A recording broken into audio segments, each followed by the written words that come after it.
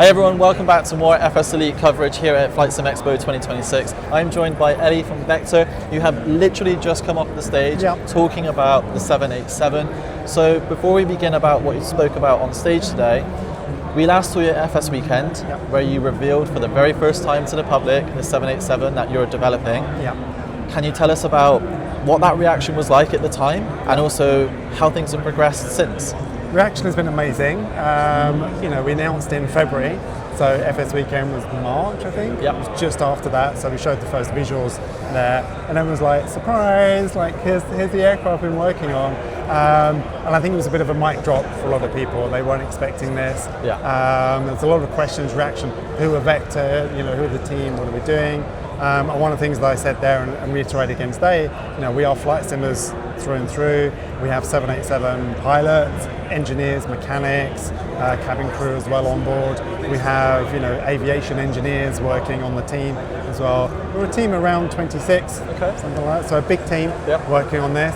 The reaction has been absolutely amazing. Our Discord has blown up, which we hoped it would do, but it's been super. A lot of people very, very positive about this. It's an aircraft that people have wanted. They've wanted it for a long time. A long, long time. So that's a lot of pressure on our shoulders to deliver, but they're very broad shoulders. So great. And obviously, speaking of feedback, I've seen a couple of videos as well online about really diving into the details. How are you guys responding to those types of feedback as well? The feedback's always positive. There are some people that have got a few things wrong, and what I tend to do is I'm in contact with a lot of the content creators. So I may comment on the video and say, just drop me a line, talk about this particular thing.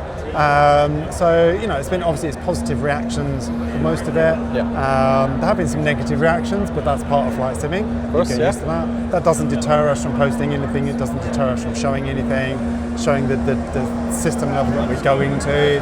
We talked about schematic level FS Weekend. We've shown that again today. And a little bit more real-time data and the throughput for there. So people make videos. Do they know the aircraft? Yes.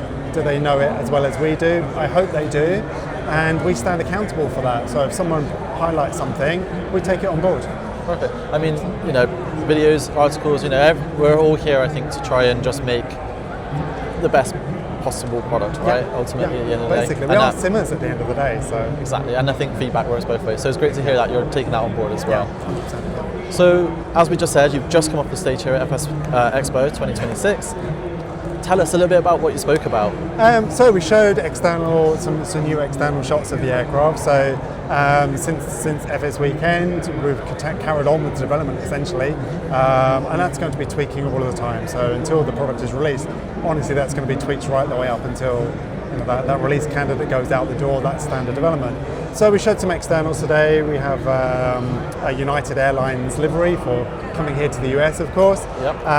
So we showed that. We showed, again, system level depth, so hydraulic systems this time. And one of the key features here was the MFD side of things. So you can actually move all of the displays around. There's 5 display units within the aircraft. So what we showcased today was the hydraulic system. We had the Synaptic on the left-hand side with the maintenance page on the right-hand side. And when the aircraft is powering up, you can see all of that data flowing through the aircraft network. So all the numbers will be ticking up and down, they'll stabilize, the electronic pumps are on. After 3 minutes, real world time, so again, timing is very important. This is where the pilots and mechanics come on board and say, after 3 minutes, you'll see those automatic pumps switch off. You'll see all the numbers changing, everything equalizes again as it goes through there. So it's that level of depth. That's what we call system level, we call schematic level, essentially. Which is what you previously mentioned anyway, when trying to tell the community this is what we're developing and how in depth we're going. So obviously with a 787, and by the sounds of it, going into that level of detail, we're in a community now where lots of people may have never flown an aircraft to that level before, or they've come from the console generation.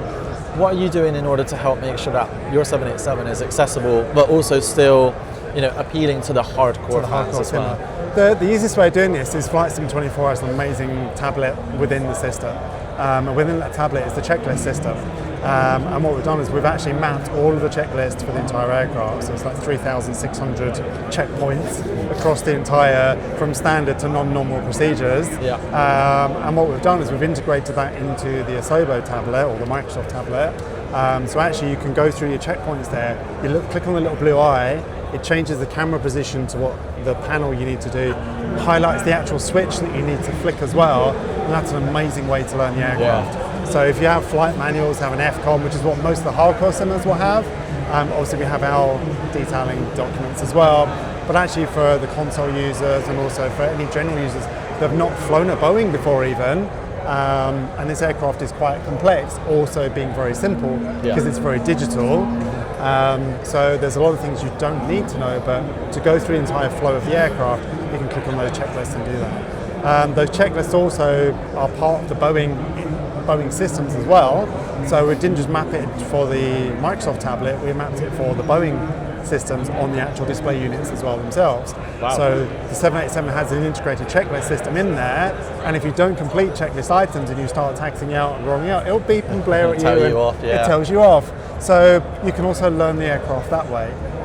The thing with the Asobo one is it's validation as well, so it's waiting for you to push buttons. Right. Whereas the Boeing checklist is just a checklist that pilots should know. So you can start off with the simple, then advance through to, I know the aircraft, I know the flow, I know what I'm doing. Have I missed anything? You go through your checklist, check, check, check, check, check. Next page, done, ready for that. And that's through all phases of flight. Nice. And you mentioned as well on stage about the EFB. Yes. So is that designed to kind of be your sim brief stuff, GSX stuff? It's not. So we've got, obviously there's 3 AFBs. We've got the Microsoft one we talked about. You can do all of your route planning in there if you want to. You'll be able to send that through to the aircraft data as well, through to the FMC. Cool. So we're making this accessible for everybody, however they want to fly this essentially. The next thing is then you have the Boeing EFB. So with the Boeing EFB mapping, you can request all of your charts from you put your origin, your destination in, you can go to your charts page, and we showed this in the Spotlight a couple of weekends ago, and we've shown some more details today. You can look at all of your approach charts, you can look at all of your airport charts, and you can have all of those charts there streaming through on the EFB. They are 100% realistic to the real aircraft. Okay. So everything you have on that EFB is in the real aircraft, for sure. Essentially. Okay. Any features like SimBrief, Navigraph, that will be on our own EFB, which we're calling a VPAD. That would just be mounted on the side, and that's where what I call the quality of life. So that's where your quality of life features will be. So like if you want to use Navigraph, but the idea is we're making it accessible for everybody. Yeah. So no subscriptions, everything is part of the default aircraft. It's all built within the aircraft. There's nothing taken from the default 787-10. It's all from the ground up. Yep. Everything you see is from the ground up. That allows us to develop it to be as realistic as we can get within a flight sim. So I have to say, in the last batch of screenshots that you sent out, one of my favourite shots was the one of the front nose tyre. Yes. And if you zoom close in enough, you could see all the dirt and the grime and the stones embedded in the tyre and stuff. That's the level of detail that, we're flight simmers. I get excited. I get excited every time I see that picture, and every time I'm in the sim. And actually, one thing I didn't talk about here, which I meant to do, but we're doing like the pre-flight walk around. Okay. We have 98 at the moment, and that may increase, points where you're walking around the aircraft, and that's like another feature that FlightSim 24 has, that you can actually move over and you can check your landing gear, you can check your struts, you can check all the panels are closed. That's all fully integrated as well. Wow. So you want to learn this aircraft, you want to fly this aircraft in a realistic environment, you can do that. Nice. And I'd say 98 at the moment, that will fluctuate. May come down, that may go up, but 98 points to current. Most people, you just click the covers and take the covers off. I don't even do that. Yeah. Straight in the cockpit. Yeah, straight in the cockpit. Take everything off. But again, if you don't want to do that, our VPAD will just say remove chocks, remove covers, all done. Pre-flight done. Yeah. It's checked and done. Nice. So I have to ask, we've seen some great, gorgeous screenshots so far. Yeah. We haven't seen it in motion. No. When are we going to see this in video? Soon. Soon. We have got a trailer planned. Okay. So with our spotlights, which is our marketing announcements, I guess, so obviously with the events as well, but with the spotlights, we've got very specific spotlights we're showing at very specific times. I know the community is screaming for videos, like, we trust you, Ellie, we trust that data is coming through, but show us. Yeah. And that's obviously very much in our minds, but we want to do it right. We're not just going to try and rush a video. We're not just going to set something up like the JFK scenario. We thought about videoing that and showing that. It's a great way to show all the FMC, but there's more we want to show. Yeah. It's not just one particular thing. So there will be a trailer at some point in the future, okay. But it will be soon. It's here. And my final question before we wrap up. You said it's going to come in 2026. Yes. We're in June. Yes. Are you still feeling confident about 100%. that? 100%. Yeah, 100%. Okay. We're going to be entering alpha testing very soon. Okay. We'll be looking at beta tester later on in the year as well. But yeah, we stand by it. I think we announced on the spotlight towards the end of 26. It's not going to be any time soon, yeah. but towards the end of 26, but yeah, we stand by that.